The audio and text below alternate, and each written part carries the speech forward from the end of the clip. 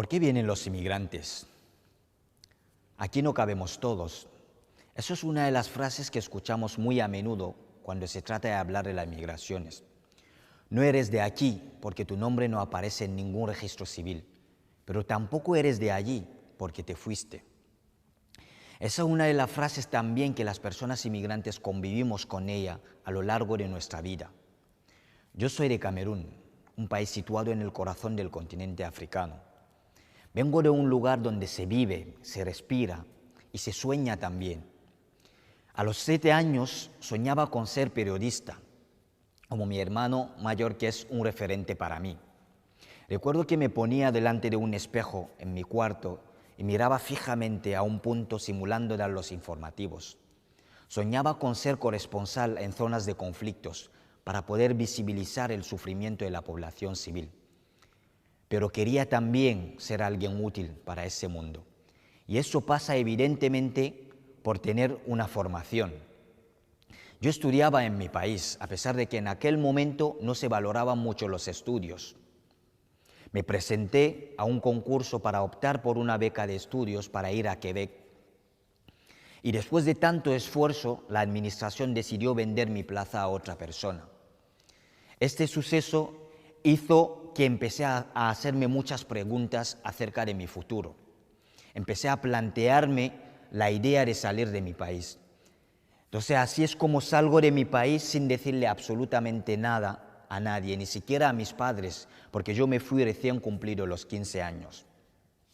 Recuerdo que antes de ir me puse delante de mi casa durante media hora y estaba llorando antes de emprender un viaje que tenía por destino Nigeria y que acabó convirtiéndose en una odisea que me pudo costar la vida. Tuve que cruzar en este viaje la frontera de Nigeria, Níger, Argelia y Marruecos antes de llegar a España. Uno de los momentos más difíciles, sin duda, fue la travesía del desierto de Sahara para poder llegar a Argelia. Recuerdo que estuvimos 4 días cruzando el desierto, sin comer, sin beber, deshidratados, porque durante el día hace mucha calor y por la noche hace mucho frío en el desierto. Y al tercer día, uno de los compañeros, Ibrahim, cuando nos levantamos para seguir el viaje, le despertamos y él había fallecido. Lo que hicimos fue enterrarle con la arena y seguir el camino. A lo largo de esa odisea, yo he llegado a pensar que mi vida no servía absolutamente para nada, porque sufrimos una continua deshumanización. Vemos cómo se vulneran nuestros derechos en cada etapa del proceso migratorio. Estuve después 1 año sobreviviendo en el monte Gurugú, en Marruecos, y el día que llegamos a la valla de Melilla para intentar entrar por la valla, recuerdo que uno de los chicos que se precipitó para saltar la valla se quedó enganchado entre las cuchillas y vino la policía por detrás y le tiró de la pierna. Después de eso volvimos a intentar varias veces hasta que un día conseguimos entrar y la policía, a través de una devolución en caliente, nos devolvió a los militares marroquíes. Volví a intentar por la parte de Ceuta y pude entrar nadando a través de la frontera del Tarajal. Ese día, cuando llegamos a la frontera, había un caos entre la sirena de los coches de policía, los disparos de pelotas de goma de la Guardia Civil y la gente que gritaban en el mar porque recibían golpes. Ese día recuerdo que llegué inconsciente a la orilla porque la ola del mar es la que me echó fuera, porque recibí varios golpes en la cabeza por parte de la Marina Real marroquí. Después de eso estuve 1 año viviendo en el CETI de Ceuta y a continuación me llevaron a una cárcel para inmigrantes en Tarifa, que son los CIES. En ese sitio pasé mis peores días en España. Estamos 8 personas en una cárcel, en una celda de apenas 10 metros cuadrados. Ahí es donde teníamos que hacer nuestras necesidades. Y por la noche venía la policía y se llevaba a una persona esposada. Esa persona ya sabemos que no volverá porque le van a deportar a su país. Después de 60 días en ese sitio, me dejaron en libertad y me mandaron a una ONG en Almería. Yo seguía teniendo la idea de retomar mis estudios, Ahí es donde pasó algo que marcará mi vida para siempre. Cuando dije al director de esa ONG que yo quería seguir estudiando, él me dijo claramente, riéndose, que a quien había visto que ha venido como nosotros venimos y que haya podido estudiar, que yo no podía hacer eso, que yo tenía que ir a buscarme la vida en los invernaderos o en los campos en Almería. Esa respuesta me chocó muchísimo porque lo que yo quería era seguir estudiando.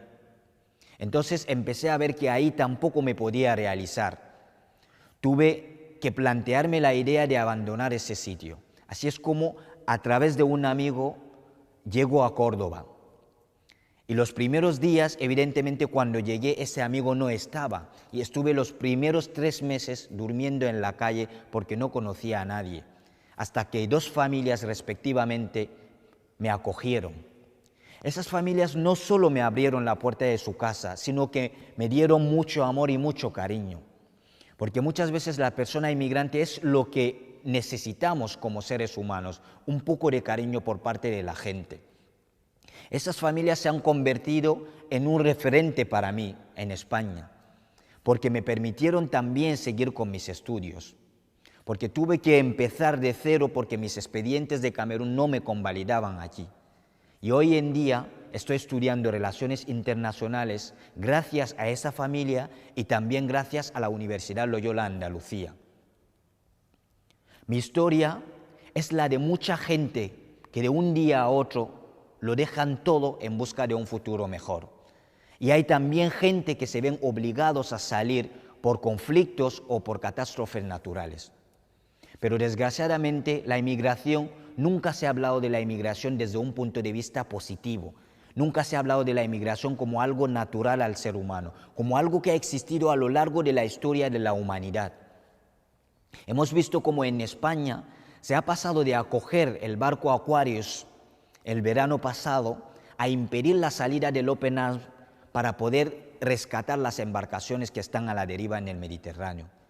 Hemos visto también cómo se está criminalizando a la gente que se dedica a salvar vidas en el Mediterráneo.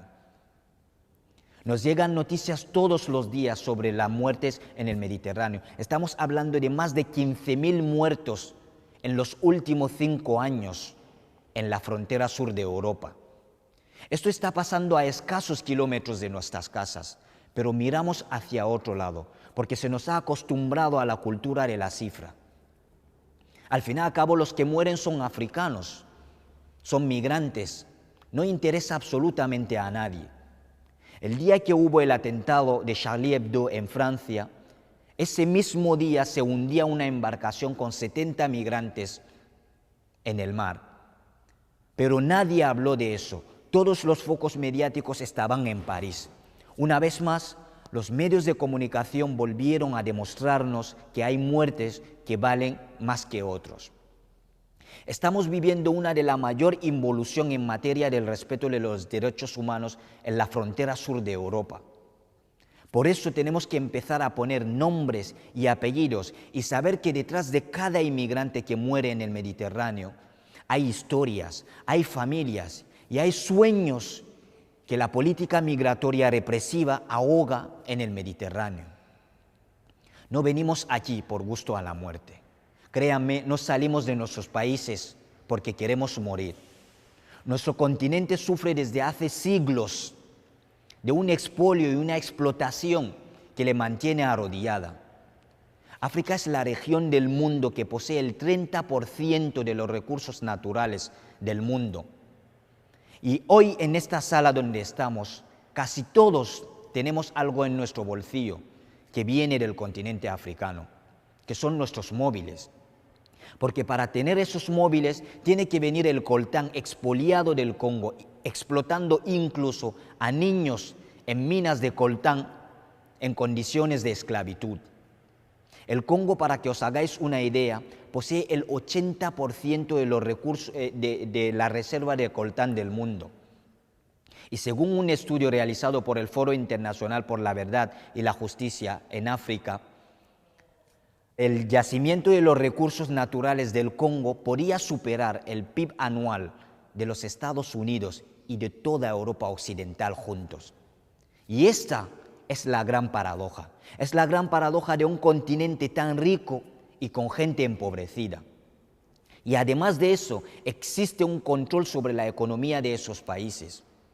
Actualmente hay varios países africanos que utilizan una moneda que hoy en día es conocida como franco de la cooperación financiera en África, pero antes era el franco de las colonias francesas de África.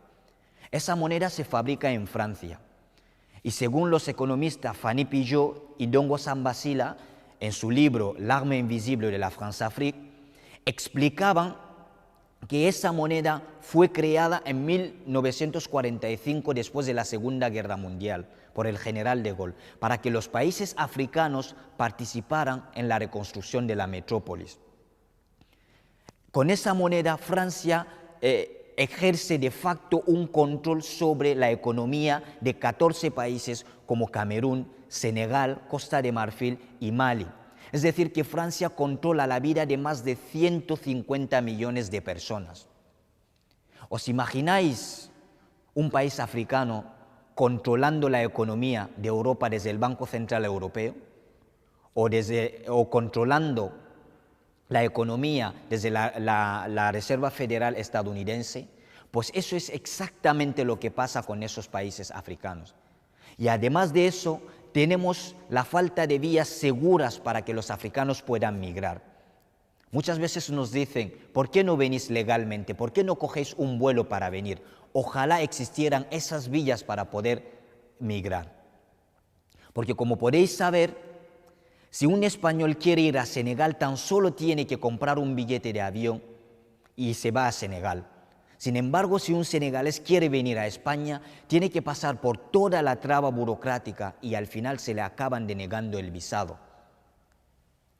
Y si decide quedarse en su país, tampoco lo puede hacer porque no se puede realizar ahí, porque una actividad como la pesca, que es la que sustenta a muchas familias en Senegal, está vendida a las multinacionales occidentales, sobre todo españolas, que están ahí haciendo pescas industriales. Es decir, la gente autóctona de Senegal, que toda la vida han vivido de la pesca, de un día a otro se dan cuenta de que su gobierno corrupto y corrompido ha vendido la exclusividad de esa actividad a una multinacional occidental. Es decir, esa es la realidad de la relación que hay entre África y Europa, que en muchas ocasiones no se habla. Cuando se habla de la relación entre África y Europa, desde aquí solo nos hablan de la cooperación al desarrollo.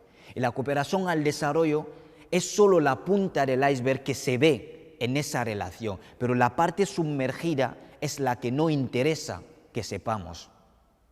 En África, tanto la política, la economía o la educación están todavía colonizados a través de un neocolonialismo con nuevos actores como China, que mantiene todavía arrodillada a ese continente y que obstaculiza su desarrollo.